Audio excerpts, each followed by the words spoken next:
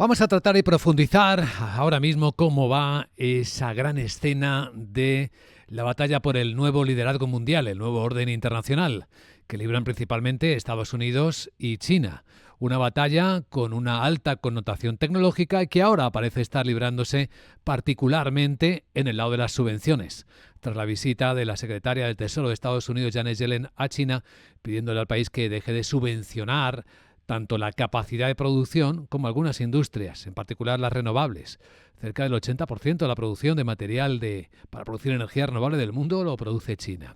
Bueno, estamos en comunicación con Alicia García Herrero, es economista jefe de Asia Pacífico en Natixis. ¿Cómo estás, Alicia? Buenos días. Buenos días. Has seguido, imagino, con mucha atención la visita, las conversaciones de Janet Yellen en China. ¿Qué crees que ha pasado? ¿Qué conclusiones podríamos obtener de esa conversación? Bueno, lo primero es que Janet Yellen no iba con un anuncio más que una amenaza. O sea, evidentemente no iba a anunciar, y de hecho no lo ha hecho, medidas adicionales para parar esta ola, digamos, em, de productos de renovables o de coches eléctricos hacia Estados Unidos. ¿Y por qué? Pues porque Estados Unidos ya está bien blindado.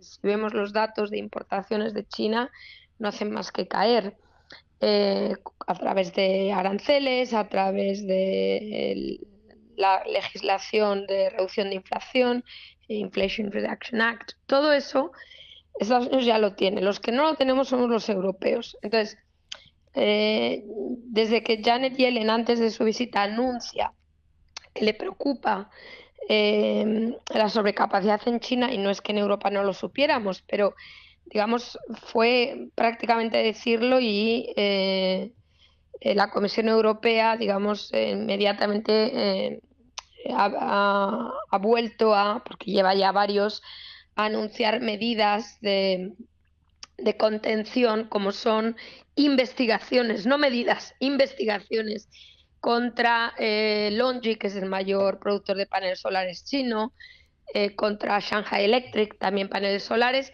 y ya lo último ha sido sobre lo que llamamos legacy chips, o sea, semiconductores de baja calidad, de muchos nanómetros, o sea, grandes, digámoslo así. Entonces, todo esto, ¿qué ocurre? Que Janet Yellen habla y el mundo reacciona, también nosotros. Mientras que ella, cuando habla, Estados Unidos ya lo ha hecho. O sea, esta es la diferencia. Ellos lo hacen y después hablan. Nosotros amenazamos con subsidios después de que Janet Yellen habla. O sea, estamos muy atrás en cuanto a nuestra reacción ante la sobrecapacidad de China respecto a los americanos. Eso es lo que a mí me queda claro de este viaje, ¿no? Del proceso, digamos, que trae a Janet Yellen a China, para simplemente decirles bueno, que ya sabe lo que ocurre y que se pongan, nunca mejor dicho, las pilas. Sí, suena paradójico, Alicia, que en Estados Unidos, que está acusando a China de estar sobresubvencionando a su industria, ahora mismo se esté practicando también una política de subvención muy fuerte. Ahí está el anuncio de 6.600 millones de dólares para que TSMC construya su planta en Arizona, y un anuncio similar que está esperando la surcoreana Samsung.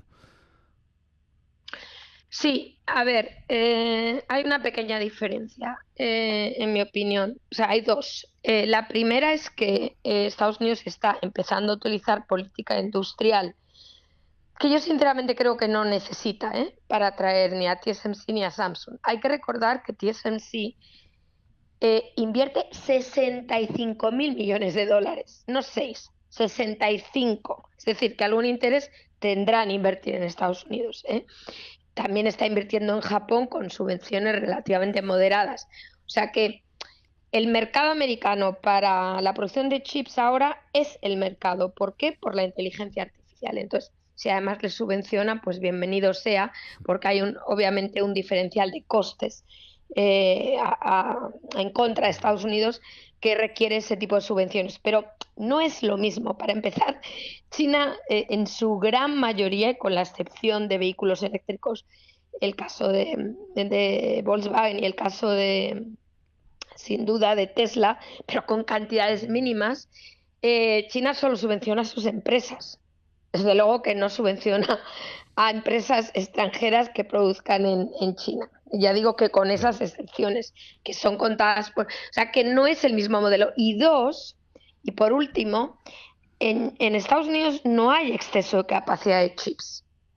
En China hay exceso de capacidad y aún así siguen subvencionando. O sea, cuando tienes 90% del mercado de paneles solares y hay sobrecapacidad y tus precios caen un 60%, ¿para qué subvencionas si ya no lo puedes vender?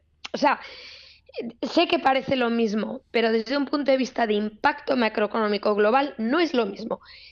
No es deflacionario como es el caso de China, porque China ya domina esos mercados que sigue subvencionando. Ya. Estos 70.000 millones de dólares que acaba de anunciar China, Alicia, dirigidos, dice, a estimular el tejido innovador de pequeñas, medianas empresas tecnológicas para renovar también equipos, ¿en qué dirección va? Bueno, a ver, es una de las, o sea, digamos así, son globos sonda, yo llamaría así. Sí. Si uno calcula las subvenciones que China ha dado a sus empresas, de hecho hemos hecho un estudio sobre esto, el 90% de las empresas chinas están subvencionadas.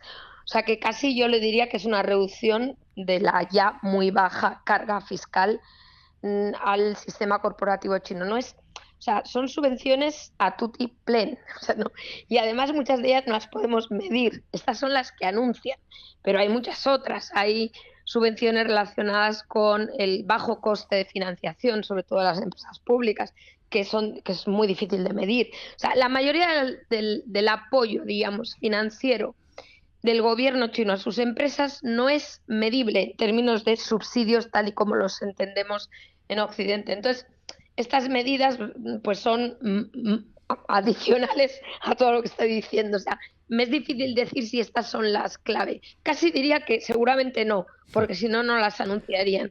Doy el ejemplo de Made in China 2025 y acabo. O sea, fue entender cuál era la importancia de esta política industrial de China para que dejaran de publicar los informes sobre esta política industrial. Por eso digo que es muy difícil del Sí. anuncio a entender realmente lo que ocurre.